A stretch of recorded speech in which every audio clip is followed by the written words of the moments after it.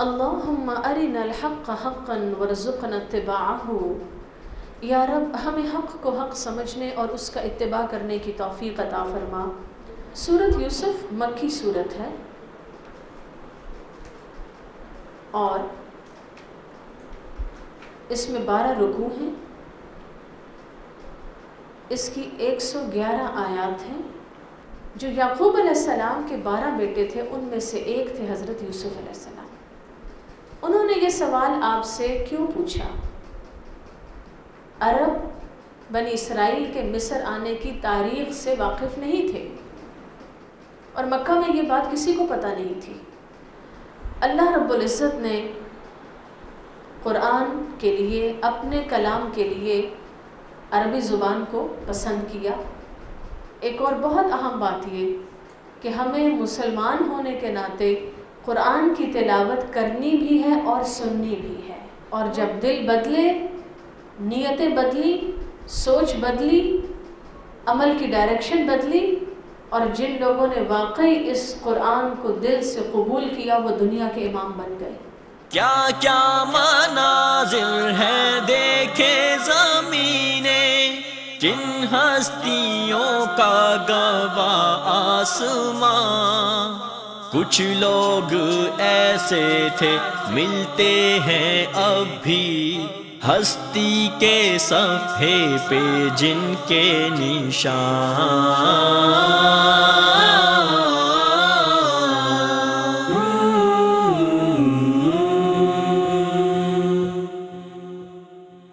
آج بھی اگر ہم چاہتے ہیں کہ ہماری قرآن کے ساتھ ایک اسٹرانگ ایفیلیشن ڈیولپ ہو، ہمیں بہت کانسنٹریشن سے قرآن پڑھنے کی ضرورت ہے۔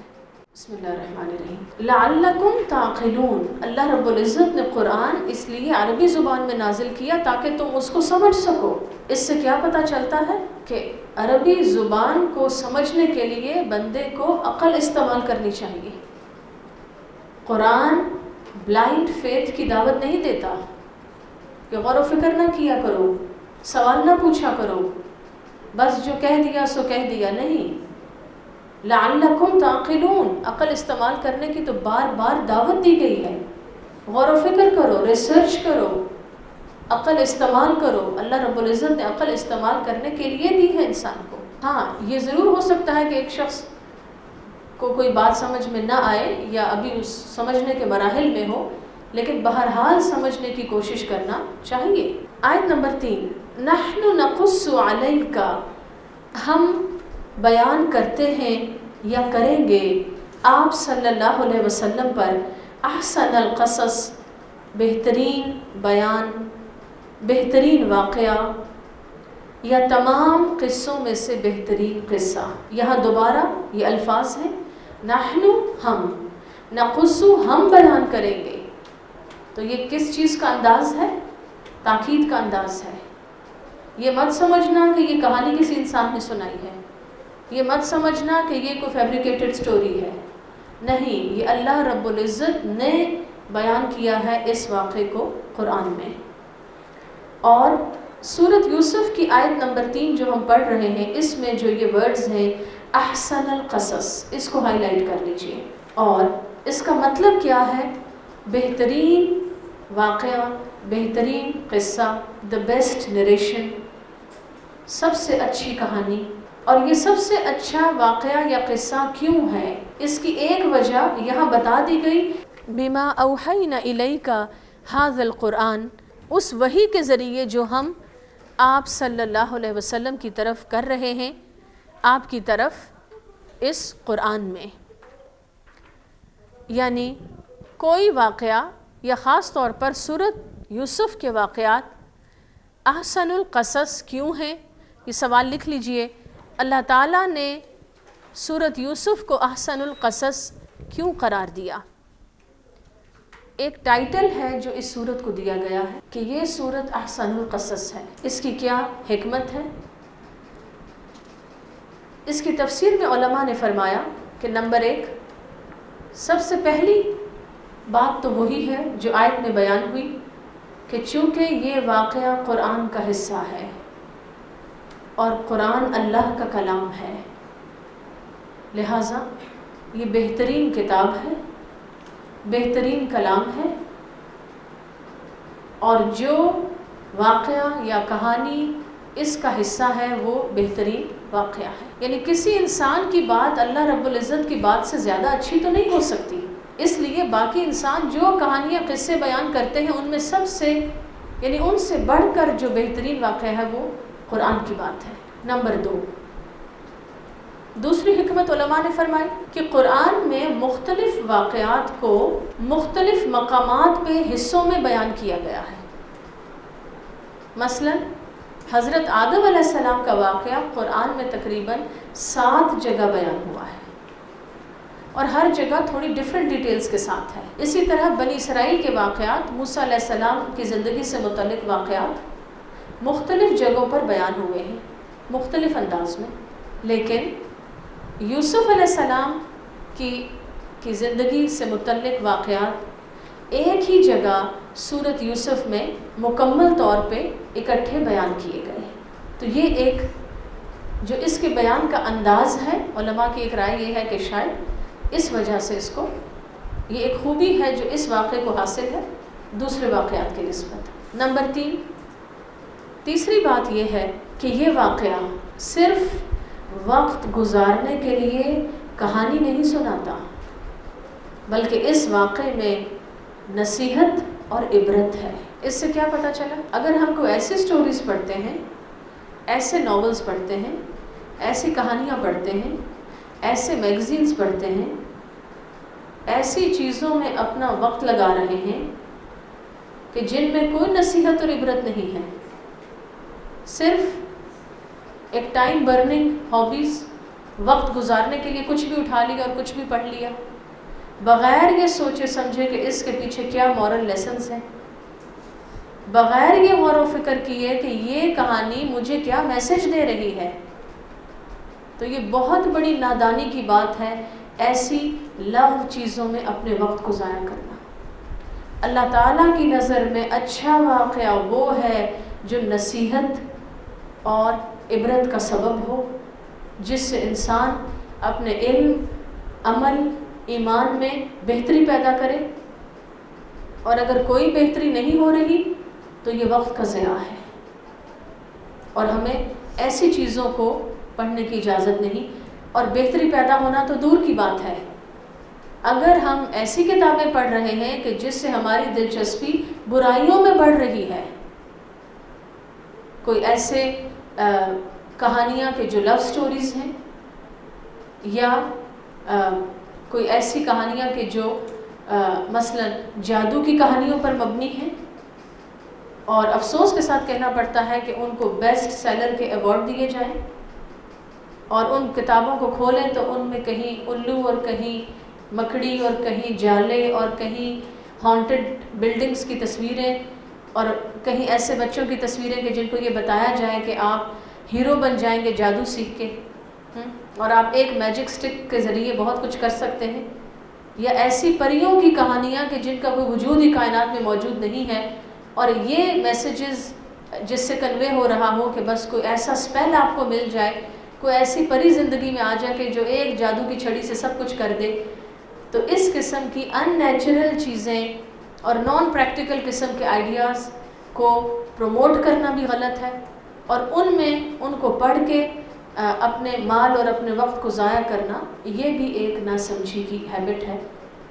آپ سوال لکھیے اپنے آپ سے، ہم میں سے ہر شخص یہ پوچھے، نمبر 1، کیا بک ریڈنگ میری ہیبٹ ہے؟ بک ریڈنگ ہماری ہیبٹ ہونی چاہیے، ہمیں کتابیں پڑھنے کا شوق ہونا چاہیے. لیکن نمبر 2، دوسرا سوال بہت اہم، مجھے کس قسم کی کتابیں پڑھنے کا شوق ہے؟ کس قسم کی کہانیاں ہیں جن میں میری دلچسپی ہے؟ پھر اسی طرح آپ دیکھیں کہ ایک تو وہ کہانی ہے جو کتاب میں لکھی ہوئی ہے، اور ایک وہ کہانی ہے جو ہم سہیلی کو سنتے اور سناتے ہیں. تم نے فلاں کی بات سنی، تم نے فلاں کی کہانی سنی، تمہیں فلاں کے بارے میں پتہ چلا. تو اس قسم کی بھی جو گاسپس ہے اس کو کنٹرول کرنے کی ضرورت ہے کہ لوگوں کی باتوں کو کہانیاں بنا لینا اور ان کو ڈسکس کرنا. اسی طرح اگر میڈیا پر کچھ ایسا دکھایا جا رہا ہے کہ جس میں ایک کہانی ہے اور چلتی جا رہی ہے اور بہت سے کریکٹرز ہیں، اور اس میں سوائے یہ کہ کسی نیگیٹو میسج کو آگے کنوے کیا جائے، اس کے سوا اگر اور کچھ نہیں، تو ایسی چیزوں میں ایک بندہ مومن کی دلچسپی نہیں ہونی چاہیے، کیونکہ نبی اکرم صلی اللہ علیہ وسلم نے ہمیں بتایا کہ ابن آدم کے قدم میدان حشر سے ٹل نہ سکیں گے۔ انسان قیامت کے دن نہ کہیں چھپ سکے گا، نہ بھاگ سکے گا، نہ اس کی جان چھوٹے گی، نہ اس کے لیے آسانی ہوگی، جب تک وہ اس بات کا جواب نہیں دے گا۔ مختلف سوالات ہیں، جن میں سے ایک سوال یہ ہے کہ اس نے علم کہاں سے حاصل کیا، وہ کیا سیکھتا تھا، وہ کیا پڑھتا تھا، وہ کیا سنتا تھا، وہ کیا سناتا تھا، اور اس نے اپنی زندگی کہاں خرچ کی، اپنی زندگی کو کس کام میں لگایا۔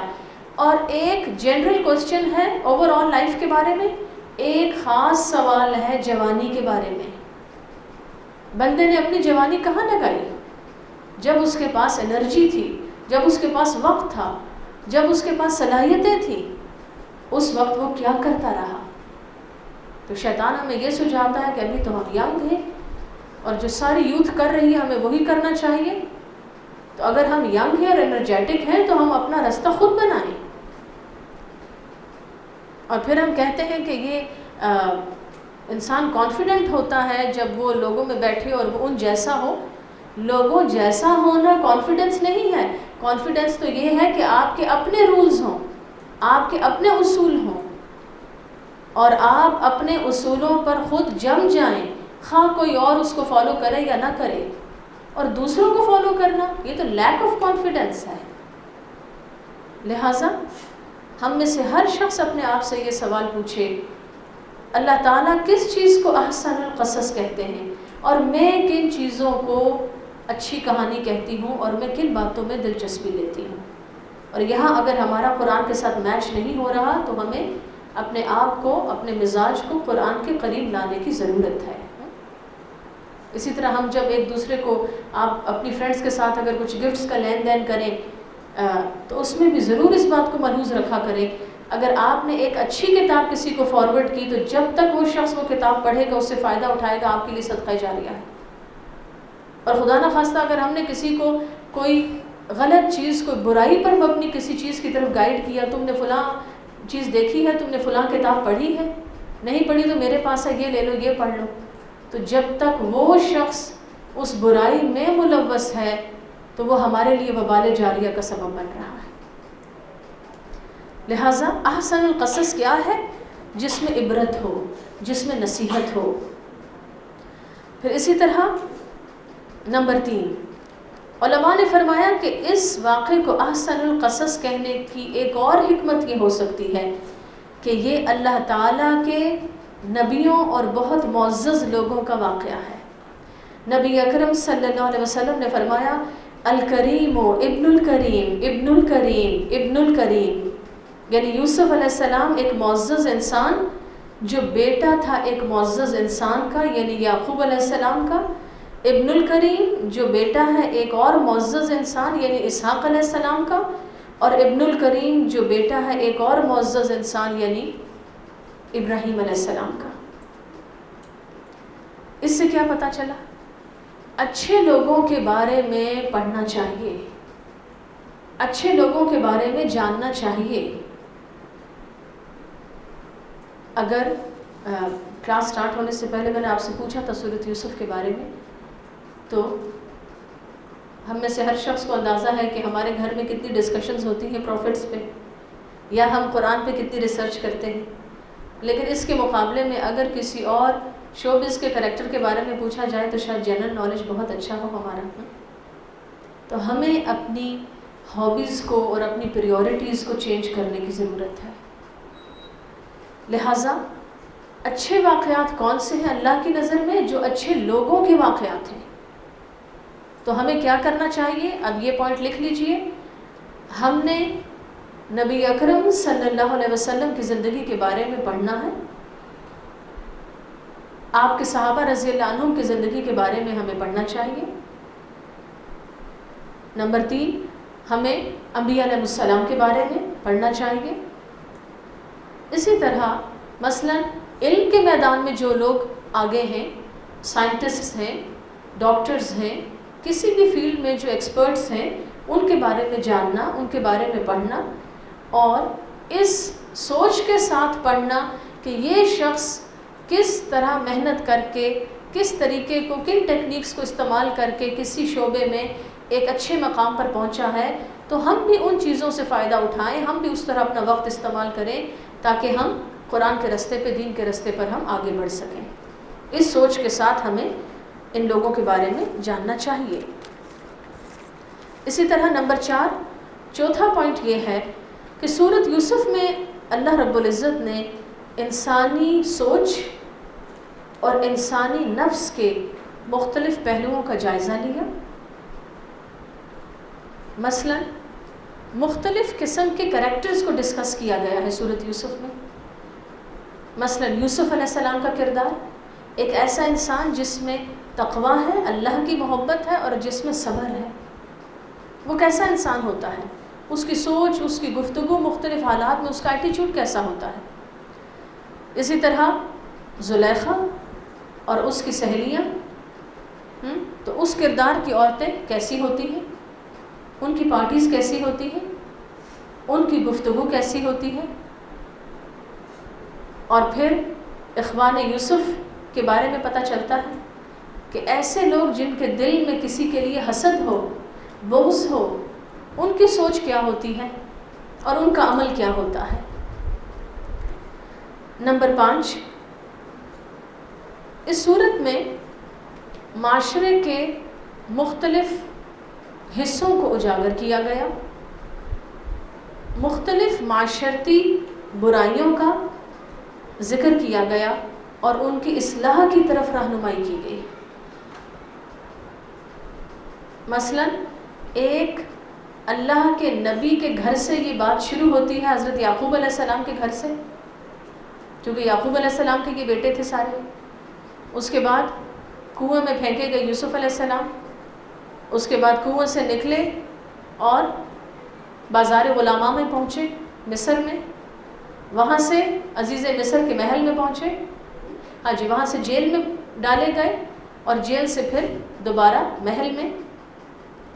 تو مختلف جو حصے ہیں معاشرے کے، ان کی تفصیلات ہمیں ملتی ہیں اس صورت میں، اور اتنی ڈفرینٹ ورائٹی کو کسی بھی دوسری صورت میں ٹچ نہیں کیا گیا جو کہ صورت یوسف میں کیا گیا۔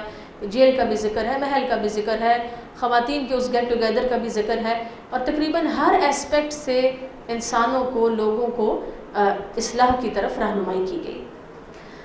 پھر اسی طرح اگلا نقطہ یہ ہے کہ اس صورت میں انسان کی زندگی میں آنے والی مختلف آزمائشوں کا ذکر کیا گیا ہے۔ خاص طور پر ان آزمائشوں کا ذکر ہے جو اپنے قریب ترین لوگوں کی طرف سے انسان کو آتی ہے۔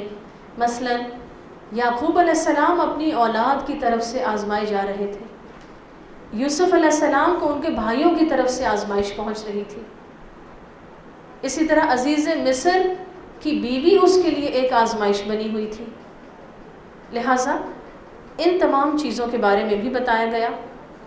پھر اگلا نقطہ یہ ہے کہ اللہ رب العزت کے مختلف فیصلوں کے پیچھے اللہ کی کیا کیا حکمتیں ہوتی ہیں، اس کا ذکر ہے سورۃ یوسف میں، کیونکہ یوسف علیہ السلام کے بھائیوں نے یوسف علیہ السلام کو جب کنویں میں ڈالا تو انہوں نے یہ سوچا کہ ہم نے اس کو ختم کر دیا، اس کا چیپٹر کلوز ہو گیا، ہم نے اس کو مار دیا، لیکن وہی کنواں یوسف علیہ السلام کی ترقی کا پہلا زینہ ثابت ہوا۔